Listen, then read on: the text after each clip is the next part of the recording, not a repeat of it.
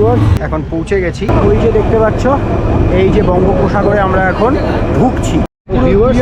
এই দেখো এইটা হচ্ছে পুরো the difference of the rivers. পৌঁছে গেছি জম্মুদ্বীপ। সো ভিউয়ার্স শুনলে যে জম্মুদ্বীপ আইল্যান্ডের, তো ভিউয়ার্স দেখতেই পাচ্ছ বেরিয়ে গেছি। এখন যাব হলো যে দ্বীপটার কথা তোমাদেরকে বলছিলাম আমি, যে যেতে যেতে বলবো, সেটা হচ্ছে জম্মুদ্বীপ। অ্যাকচুয়ালি এখন যাচ্ছি হচ্ছে জম্মুদ্বীপ। আমার সাথে তোমরাও রাইডটাকে এনজয় করো। হচ্ছে মানে পিওরলি ভিলেজ এরিয়া। এই যে দেখো পুরো জমি, মানে যেরকম গ্রামে পাওয়া যায় একদম সেই রকম কিন্তু মানচিত্রটা দুর্দান্ত লাগছে, দারুণ দারুণ। ভিউয়ার্স এই যে আমার সামনে দেখতে পাচ্ছ এই যে পেট্রোল পাম্পগুলো, এটা কিন্তু কোনো গাড়ির নয়। এই যে ঘাট থেকে যে ট্রলারগুলো ছাড়ে সেইগুলোর যে পেট্রোল লাগে সেটা এখান থেকে ফিলিং আপ হয়। আর ওখানে দেখতেই পাচ্ছ বেনফিশ ফেজারগঞ্জ ডিপো। এটা হচ্ছে ফেজারগঞ্জ ফিশিং হারবার। উদ্বোধন হয়েছিল জ্যোতি বসু, কিরণময় নন্দ, এরা এই উদ্বোধনটা করেছিল। আর ওই যে সামনে এই রাস্তা দিয়ে আমরা যাব। এই যে মাছগুলো দেখছো, আমরা যে দ্বীপে যাচ্ছি ওখানে কিন্তু এই ধরনের মাছ ওখানে নাকি দেখতে পাওয়া যায়। এখন পৌঁছে গেছি সেই ঘাটে, মানে যেখান থেকে জম্মুদ্বীপ যাব। বেসিক্যালি ভিউয়ার্স আমি একটা কথা তোমাদের বলতে চাই, আইল্যান্ডটা ভীষণ সুন্দর। এটা একটা দ্বীপ, একটা আইল্যান্ড, ভীষণ সুন্দর। কিন্তু আইল্যান্ডে কিন্তু নামা নিষিদ্ধ। মানে যারা ট্যুরিস্ট যাবে আমাদের মতো, তারা কিন্তু ওই আইল্যান্ডে নামতে পারবে না। মানে আইল্যান্ডের বাইরে থেকেই তারা ঘুরিয়ে নিয়ে চলে আসবে।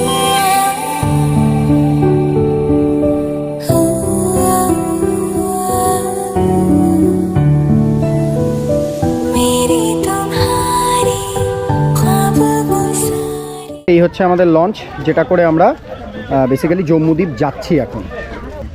জম্মু আইল্যান্ড, এটা হচ্ছে 2 ঘন্টার ভিতরে প্যাকেজ। কত? এটা 150 টাকা পার হেড। 150 টাকা। সো লোক হয়ে গেছে, কারণ এই লঞ্চের লোক না হলে কিন্তু এরা জম্মুদ্বীপের জন্য লঞ্চ ছাড়ে না। মোটামুটি 15-16 জন আমাদের হয়ে গেছে, তাই এখন লঞ্চটা ছাড়বে।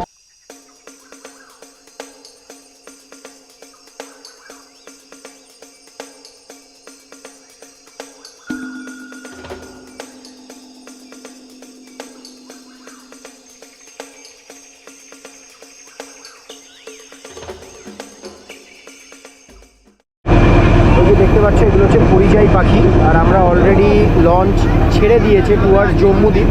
ওই যে পরিযায়ী পাখি ওখানে দেখা যাচ্ছে। আর এই যে এরিয়াটা দেখছো এগুলো হচ্ছে ম্যানগ্রোভ ফরেস্ট। এইদিকে ম্যানগ্রোভ ফরেস্ট, ওই দিকের পুরো দুধারে পুরো ম্যানগ্রোভ ফরেস্টে কিন্তু ভর্তি। ঠিক আমরা তার মাঝখান দিয়ে যাচ্ছি। অসাধারণ এক্সপিরিয়েন্স। জম্মুদ্বীপ এখনও অবধি সেরকমভাবে এক্সপ্লোর নয়। আপনারা এই যে জেটি থেকে উঠলেন, এই খাড়িটা দিয়ে যাচ্ছেন, এই খাড়িটার নাম হচ্ছে ব্রিটিশদের নামে নাম। এটা আপনারা প্রশ্নই করতে পারেন কেন? কারণ ভারতবর্ষে ব্রিটিশরা 200 বছর রাজত্ব করে গেছে। যখন যে লর্ড সাহেব আমাদের বকখালির বুকে শাসন করেছেন, ওদের স্মৃতি এখনও পর্যন্ত আমাদের বয়ে বেড়াতে হচ্ছে। যেরকম আমরা যে বাস করি, আপনারাও যে এসেছেন, আমাদের গ্রাম পঞ্চায়েতের নাম হচ্ছে ফেজারগঞ্জ। ফেজার সাহেব ছিলেন বলে ফেজারগঞ্জ। হেনরি আইল্যান্ড, হেনরি সাহেব ছিলেন বলে হেনরি আইল্যান্ড। সেইরূপ এটাতেও এডওয়ার্ড সাহেব ছিলেন বলে এই খাড়িটার নাম হয়েছে এডওয়ার্ড ক্রিক। এটা একটা দ্বীপ, এটার নাম পাতিবুনিয়া এই দ্বীপটা। আবার এটা হচ্ছে ফেজারগঞ্জ কার্গিল সি বিচ। আপনি জম্মুদ্বীপ ছাড়া যে কোনো দ্বীপে যাবেন, নামতে পারবেন। 2008 সালের আগে 120টা আদিবাসী ঘর ছিল, ওরা বসবাস করতো। এবং 1 থেকে 1.5 লাখ লোক এই যে চুক্তি মাছের ব্যবসাটা করছে, এটাও আগে জম্মুদ্বীপে হতো। আমার ভারতবর্ষের পশ্চিমবাংলার শেষ প্রান্ত হচ্ছে এই বকখালি। এরপরে আর কোনো কুল কিনারা নেই। ওই যে দেখতে পাচ্ছ এই যে বঙ্গোপসাগরে আমরা এখন ঢুকছি।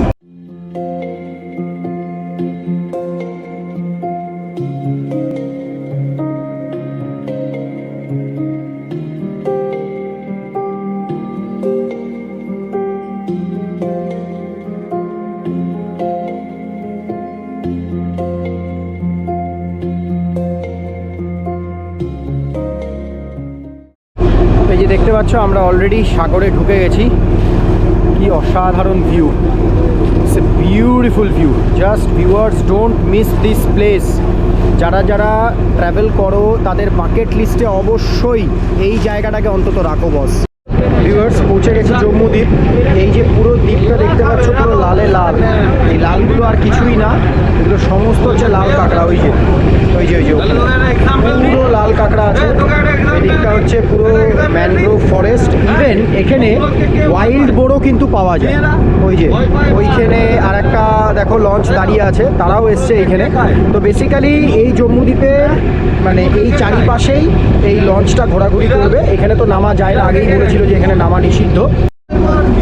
এই যে এটা হচ্ছে বন বিভাগের লঞ্চ আর কি, ওরা এখানে আসে টহলদারি করতে। যে অ্যাঙ্কারটা দেখছো, এই অ্যাঙ্কারটা ফেলে তারপরে এই লঞ্চটাকে এখানে দাঁড় করাবে। এটাই হচ্ছে জম্বুদ্বীপ। দ্বীপটার আয়তন হচ্ছে 19,000 হেক্টর। 1 হেক্টর জমি সমান 7.5 বিঘে জায়গা। অতএব বিশাল এই দ্বীপ পুরোটাই বঙ্গোপসাগরের ওপরে অবস্থিত। এই দ্বীপে একটা সময় ওঠা নামা কায় কারবার বসতি সবই ছিল। এখন কেন সরকার নোম্যান্স ল্যান্ড করে দিয়েছে, কি কারণ দর্শিয়েছে? খিদিরপুর থেকে যেসব জাহাজগুলো আসে সেটা হচ্ছে ওই জম্বুর অপোজিট সাইড দিয়ে চলাচল করে, এই সাইড দিয়ে চলতে পারে না জল কম বলে। আর ওই যে ম্যানগ্রোভ গাছগুলো দেখছেন না, এগুলো কোনো এক প্রকার গাছ নিয়ে ম্যানগ্রোভ গাছ হয় না। এর মধ্যে আছে গেঁয়ো, বানি, গোরান, কেয়া, কেওড়া, হেঁতাল, বকড়া, সুন্দরী, এই প্রকার গাছগুলো নিয়ে হয় ম্যানগ্রোভ গাছ। এর হচ্ছে প্রচণ্ড মাটি ধরে রাখার ক্ষমতা। এই কারণেই মাটিটাকে ধরে রাখে। এর 2 রকমের মূল আছে, একটা ঠেসমূল, একটা শ্বাসমূল। আর এই মাটি ধরে রাখে বলেই সুন্দরবনের যত বদ্বীপগুলো আছে সব কিন্তু ম্যানগ্রোভ গাছের কারণেই আছে, নাহলে কবেই সমুদ্রের তলাতে তলিয়ে যেত। 2008 সাল, তার আগে 30 থেকে 35 বছর 120টা আদিবাসী ঘর ছিল এই জম্বুদ্বীপে বসবাস করত, এবং 1 থেকে 1.5 লাখ লোক শুটকি মাছের ব্যবসাটাও এই জম্বুদ্বীপে করতেন। বিশেষ করে যারা শুটকি মাছের ব্যবসাটা করতেন, ক্ষতিটা করেছে ওনারা। কীরকম না, শুটকি মাছের ব্যবসা করতে গেলে প্রচুর জায়গার প্রয়োজন হয়, খামার তৈরি করতে হয়। একটুখানি জায়গাতে শুটকি মাছ শোকায় না। ওই যে দেখলেন না ফেজারগঞ্জ কার্গিল সি বিচ, তাহলে প্রত্যেক বছর ওরা ওই খামার তৈরি করতে গিয়ে ম্যানগ্রোভ গাছ কেটে বিশাল আকারের সি বিচ বের করেছে। তাহলে প্রত্যেক বছর যদি এই ম্যানগ্রোভ গাছ কেটে ফেলা যায়, যেহেতু এটা বঙ্গোপসাগরের ওপরের দ্বীপটা কিন্তু যে কোনো দিনে একটা দিনে তলিয়ে যাবে। তলিয়ে গেলে সরকারের তো কিছু যায় আসে না, কারণ এখানে কোনো চাষযোগ্য জমি নেই, স্কুল নেই, হসপিটাল নেই, মানুষজন বাস করে না, সেখানে ব্যবসা করার তাগিদে। তাহলে ব্যবসা করতে গিয়ে যদি দ্বীপটাই তলিয়ে যায়, পক্ষান্তরে কিন্তু সরকারের একটা ক্ষতি হয়ে যাবে। কীরকম না, এই দ্বীপ তলিয়ে গেলে সমুদ্রের তাণ্ডব ঢেউগুলো নাচতে নাচতে গিয়ে আমাদের ওই 3খানা দ্বীপের ক্ষতি করে দেবে। 1 ফেজারগঞ্জ, 2 পাতিবনিয়া, 3 মৌসুমী আইল্যান্ড। কারণ ওখানে চাষযোগ্য জমি আছে, স্কুল আছে, হসপিটাল আছে, মানুষজন বাস করে। তাই সরকার চিন্তাধারা করে এই দ্বীপটাকে বাঁচিয়ে রাখার তাগিদে এখান থেকে এই কায় কারবার বসতি ওঠা নামা পুরোটাই ব্যান করে দিয়ে নোম্যান্স ল্যান্ড করেছে। এই জিনিসটা এমনিতে হয়নি। বামফ্রন্টের আমলে 2জন মন্ত্রীর ভেতরে এই দ্বীপটাকে নিয়ে টাসেল হয়। একজন ছিলেন মৎস্যমন্ত্রী কিরণময় নন্দ, আর একজন ছিলেন বনমন্ত্রী যোগেশ বর্মন। 2 মন্ত্রীর ভেতরে এই দ্বীপটাকে নিয়ে টাসেলটা হয় এই কারণেই, মৎস্যমন্ত্রী বলতে চাইছে আমার মৎস্যজীবীদের এখানে ব্যবসা করতে দিতে হবে, আর যোগেশবাবু বলছে ভাই তোমার মৎস্যজীবীদের ব্যবসা করতে দিলে ওরা যেভাবে মানে ম্যানগ্রোভ গাছ কেটে সি বিচ বের করছে, যেহেতু এটা বঙ্গোপসাগরের উপরের দ্বীপ, যে কোনো দিনে দ্বীপটাকে তলিয়ে দেবে। কেউ কারোর কথা শোনে না। 2জনেই বামফ্রন্ট আমলে বড় মন্ত্রী। এই না শোনার কারণে এই দ্বীপটাকে নিয়ে বামফ্রন্ট আমলে বিধানসভাতেও অনেক আলোচনা হয়েছিল। কোনো মন্ত্রী যখন ঘাড় পাচ্ছে না, তখন যোগেশবাবু কী করলেন, এই দ্বীপটাকে নিয়ে সুপ্রিম কোর্টে কেসটা তুললেন। সুপ্রিম কোর্ট থেকে জজ সাহেবের রায়ে পুরো দ্বীপটার উপরে 144 ধারা জারি করে এই নামা ওঠা কায় কারবার বসতি পুরোটাই ব্যান করে দিয়ে নোম্যান্স ল্যান্ড করেছে। আরও একটা কারণ দর্শিয়েছিলেন যোগেশবাবু, যার দরুন জজ সাহেব দ্রুত রায় দিয়েছেন। কারণটা হচ্ছে যারা এখানে শুটকি মাছের ব্যবসাটা করতেন, ওরা কী করতেন, সরকারকে ট্যাক্স ফাঁকি দিয়ে বিনা ট্যাক্সে বিনা শুল্কে এখান থেকে ট্রলার বোঝাই করে শুটকি মাছ পাচার করতেন বাংলাদেশে। বাংলাদেশটা তো বিদেশি সাহায্যের ওপরেই চলে। তাহলে ওখান থেকে বিদেশি জিনিসপত্র এনে আবারও এই জম্বুদ্বীপ থেকে ট্রলার বোঝাই করে আমাদের মিনি শহর কাকদ্বীপে স্মাগলিং হতো। স্মাগলিংয়ের একটা স্বর্গরাজ্য হয়েও গড়ে উঠেছিল। এই কারণে 30-35 বছর আগে প্রশাসনের এতটা জোর ছিল না। এখন যেরকম কেন্দ্র রাজ্য যৌথ প্রকল্পে দ্বীপগুলোতে, সুন্দরবনের সমস্ত দ্বীপগুলোতে পাহারা দেওয়া হয়, শুধু জম্বুদ্বীপ নয়। এখানে ফরেস্ট অফিস আছে, এটা বকখালি রেঞ্জের আওতায়। অফিসে সিসি ক্যামেরা পর্যন্ত লাগানো আছে। আর এই যে লঞ্চটা দেখছেন ফরেস্ট ডিপার্টমেন্টের, ওরা পাহারা দেয়। আপনারা অপরচুনিটিতে যেখান থেকে উঠলেন 2খানা স্পিড বোট, ওরা আমাদের ফেজারগঞ্জ কোস্টাল থানার পেট্রোলিং করে, ওরা পাহারা দেয়। ইন্ডিয়ান কোস্টগার্ডের ওভারক্রাফট, যেটা ডাঙায় চলে জলেও চলে। তো ফেজারগঞ্জে দেখবেন উইন্ডমিলগুলো যেখানে ঘুরছে, গতকালই এই সি বিচের উপরে বসে পাহারা দিচ্ছিল। তাহলে কেন্দ্র রাজ্য যৌথ প্রকল্পে এইভাবে সমস্ত সুন্দরবনের বদ্বীপগুলোতে পাহারা দেওয়া হয়। যেখানে ম্যানগ্রোভ গাছ, ওখানে ফরেস্ট অফিস, উপকূলবর্তী থানা, ইন্ডিয়ান কোস্টগার্ডের লোকজনেরাও এইভাবে দ্বীপগুলোতে নিরাপত্তা দেওয়া চলছে। তাহলে জজ সাহেবের রায়ে পুরো দ্বীপটার ওপরে যে 144 ধারা জারি করে নামা ওঠা কায় কারবার বসতি পুরোটাই ব্যান করে দিলে কী হবে? ডক্টর আম্বেদকরের লেখা সংবিধানে ভারতবর্ষ চলে, কারোর আয় ইনকাম বন্ধ করতে পারবেন না, কাউকে বাস্তুচ্যুতও করতে পারবেন না, তাদেরকে পুনর্বাসন করতে হবে। তাই পুনর্বাসন করতে গিয়ে কী করলেন না, ওই যে 120টা আদিবাসী ঘর ছিল, ওরা যে এখানে মাছকাংড়া ধরতো, জঙ্গলে বসবাস করতো, ওদেরকে সাগর দ্বীপ যেখানে কপিলমুনির মন্দির আছে, গঙ্গাসাগর মেলা হয়, ওখানে ভেস্টল্যান্ড জায়গার উপরে 120টা ঘর বানিয়ে ওদেরকে মৎস্যজীবী কার্ড দেওয়া হয়েছে। ওরা এসে এখানে মাছকাংড়া ধরতে পারবে, কিন্তু কোনো প্রকার বসতি করতে পারবে না এই শর্তে। আর ওই যে 1 থেকে 1.5 লাখ লোককে যারা এখানে এত অপকর্ম করতেন, এই যে ম্যানগ্রোভ গাছ কাটতেন, স্মাগলিং করতেন, আরও অনেক অপকর্ম করতেন, ওদেরকে ওই যে ফ্রেজারগঞ্জ কার্গিল সি বিচ দেখালাম, ওই 1 থেকে 1.5 লাখ লোককে ওখানেই পুনর্বাসন দেওয়া হয়েছে। এই কারণেই দেওয়া হয়েছে, সামনেই ফ্রেজারগঞ্জ কোস্টাল থানা, ইন্ডিয়ান কোস্টগার্ডের অফিসটাও ফ্রেজারগঞ্জে, আর বকখালি ফরেস্ট রেঞ্জ অফিসটাও ফ্রেজারগঞ্জে। ওরা ওখান থেকে ট্রলার বোঝাই করে শুটকি মাছ বাংলাদেশ পাচার করতে পারবে না, আর বাংলাদেশ থেকে বিদেশি জিনিসপত্র এনে স্মাগলিংও করতে পারবে না। তাহলে প্রথম পয়েন্টেই আপনাদের বললাম যে এই দ্বীপের আয়তন কত, এখানে কেন ওঠা নামা কায়কারবার বসতি পুরোটাই বন্ধ, এদেরকে কোথায় কোথায় পুনর্বাসন করলো। এবার বলছি এই দ্বীপটা ওপরে কী কী পশু পাখি আছে। এই যে গোটাকয় পাখি আপনারা দেখে এলেন, লাল কাঁকড়া আর গোটাকয় পাখি।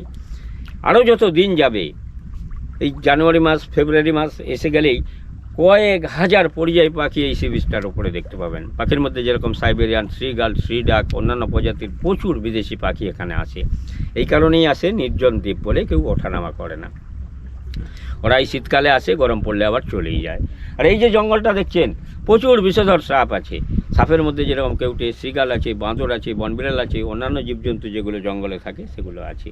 আর কি আছে না, ওই যে আদিবাসীরা এখানে থাকতেন, ওরা যেহেতু এখানে এই মাছ কাঁকড়া ধরে জঙ্গলে বসবাস করতেন, সাইড বিজনেস হিসাবে প্রচুর পরিমাণে শুয়োর প্রতিপালন করতেন। ওই শুয়োরগুলোকে বন্য পশু হিসাবে গণ্য করে ফরেস্ট ডিপার্টমেন্ট নিয়ে যেতে দেয়নি। প্রচুর পরিমাণে এখানে শুয়োর আছে। আর কি আছে? হরিণ আছে। এই যে এত বড় বঙ্গোপসাগরটা আপনারা পাড়ি দিয়ে আসলেন, এত বড় জল কিন্তু হরিণ পাড়ি দিতে পারে না, সম্ভব নয়, এত বড় বঙ্গোপসাগর পাড়ি দিতে পারবে না। তবে হরিণ জল পারাপার করতে পারে কীরকম না, সুন্দরবনের ছোটো ছোটো খাড়িগুলোতে এপারে জঙ্গল ওপারে জঙ্গল এপার ওপার করতে পারে। ওই যে ফরেস্ট ডিপার্টমেন্টের লঞ্চটা দেখলেন, ওই লঞ্চে করে 4 বছর আগে 40টা হরিণ এনে এখানে ছাড়া হয়েছে। তারও প্রজনন শুরু হয়ে গেছে, প্রচুর পরিমাণে এখানে হরিণও হয়েছে। এখানে বাঘ, কুমির, অন্যান্য জীবজন্তু কিছুই নেই। তাহলে এই দ্বীপটার উপরে কী কী পশু পাখি আছে এটা আপনাদের বললাম। এবার বলছি আশপাশের নদী নালা দ্বীপগুলো। ইতিপূর্বে বলেছি যে খাড়িটা দিয়ে আপনারা আসলেন, ওটার নাম হচ্ছে এডওয়ার্ড ক্রিক, তার পাশেই পাতিবনিয়া দ্বীপ। আর এই পাতিবনিয়ার এই পাশে এই যে আবছা মতন একটা দ্বীপ দেখতে পাচ্ছেন, ওটাই হচ্ছে মৌসুনী আইল্যান্ড। আর ওই যে ওপারে পাতিবনিয়া এপারে মৌসুনী, মাঝখান দিয়ে যে নদীটা বয়ে গেছে, ওই নদীটা পের হয়ে মৌসুনী দ্বীপ যেতে হয়। নদীটার নাম হচ্ছে চেনাই। এই চেনাই নদী পের হয়ে মৌসুনী দ্বীপ যেতে হয়। নামখানার উপরে যে ব্রিজটা হয়েছে হাতানিয়া দেয়ানিয়ার উপরে, পুরোটাই চেনাই নদী দিয়ে হয়ে নেমে এসে বঙ্গোপসাগরে মিশেছে। এই সোজা যে নদীটা দেখছেন, এই যে জম্বুদ্বীপ আর মৌসুনী দ্বীপের মাঝে, এটার নাম হচ্ছে মুড়িগঙ্গা।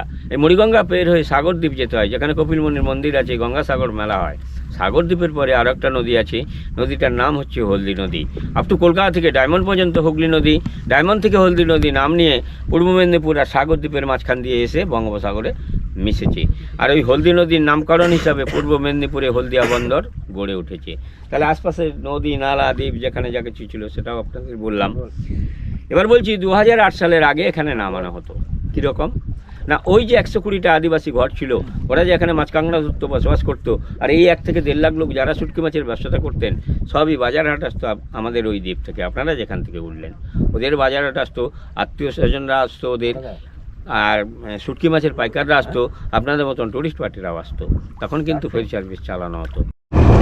সো ভিউয়ার্স, শুনলেন যে জম্বুদ্বীপ আইল্যান্ডের, মানে জম্বুদ্বীপটা তো বেসিক্যালি দ্বীপই, তার ইতিহাসটা কী এবং এখানে যারা বসবাস করে, যদিও বা জম্বুদ্বীপে কেউ বসবাস করে না, কিন্তু এখানের যখন আমরা শুনতাম যে নিম্নচাপ হচ্ছে, ঝড় হচ্ছে, তখন এইখানের যে আবহাওয়াটা, যে পরিবেশটা, সেটা কি ভয়ঙ্কর হয়ে ওঠে। এই জম্বুদ্বীপ আইল্যান্ডে আসতে মোটামুটি 45 মিনিট সময় লাগে, মানে 45 মিনিট আসা যাওয়া, 1.5 ঘন্টা। আর এখানে লঞ্চটা দাঁড়ায় হচ্ছে আধা ঘন্টা মতো।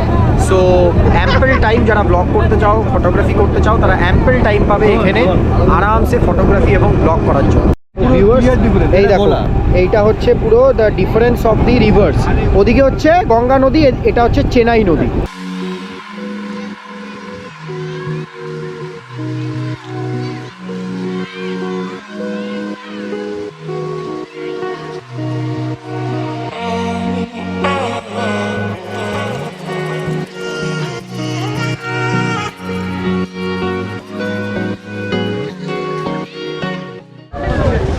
So viewers finally return from the Jambudwip.